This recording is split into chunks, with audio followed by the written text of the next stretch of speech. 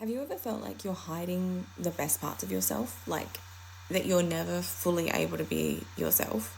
Especially in business, like all the sharp, messy, complicated parts of you, if like feeling like you're hiding them, that you think is too messy to show people. You think that's too much to show people. I'm going to tell you that like often that is actually the key to moving to your next level. I have been so stuck in perfection for so many years, to the point where it nearly completely burnt me out. I was so focused on like being perfect, having the perfect email funnel, having the perfectly pretty aesthetic. And don't get me wrong, I know that's still a big part of my business, especially because I have expressive biotypes in my audience. So it's still important. But I had placed like a toxic level of importance on this type of stuff. And my business looked perfect from the outside. But on the inside, it was pretty empty. Because the reality was I was really, really, really scared to show myself, which is ironic considering I actually have a personal brand. I came to this realization point though, actually after a breathwork session. It was pretty epic, that those hidden parts of me were actually my kind of superpower.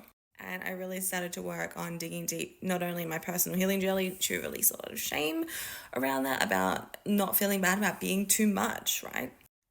But I started to be a little bit more vulnerable in strategic ways, right? I'm not out here airing my dirty laundry for everyone. And I started being a little bit more visible and working on feeling really safe with being visible and being perceived, which is a big one, especially as a woman in business with ADHD. Even just sharing about the fact that I have ADHD was something I tried to like keep out of my branding for a long time, but actually my business went to a crazy level of explosion when I actually said, hey, guess what? I have that too.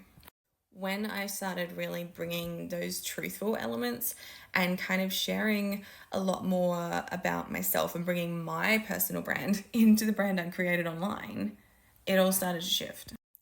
Because people really, really resonated with it. Not just that I have ADHD and I run 2 successful companies thing, not just the fact that I have 3 autistic kids, not the fact that I also have like multiple other companies and ways that I make money, not the fact that I'm horny all the time and really, really enjoy having sex. It's all of those things combined, and I couldn't have like strategically done it, but people really, really resonated with all of that stuff more than they resonated with the advice that I gave them on, billing cadences in their membership.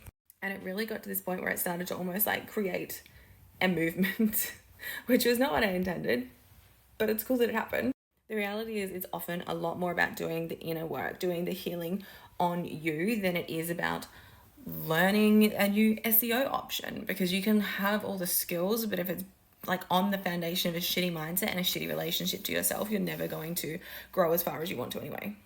So I am here every day trying to show up and be a little bit more unapologetically ambitious and authentic. Authenticity is really, really important to me. It's just been gradually learning about myself and peeling back the layers and then allowing myself to actually share that with my audience as well. And I hope that by doing that, I can encourage other women to do that as well, because it is incredibly freeing. It makes such a difference, and people do resonate to you so much more. You do step out of just having that business brand and you start to really build a personal brand, which has so much more leverage. And it just feels better.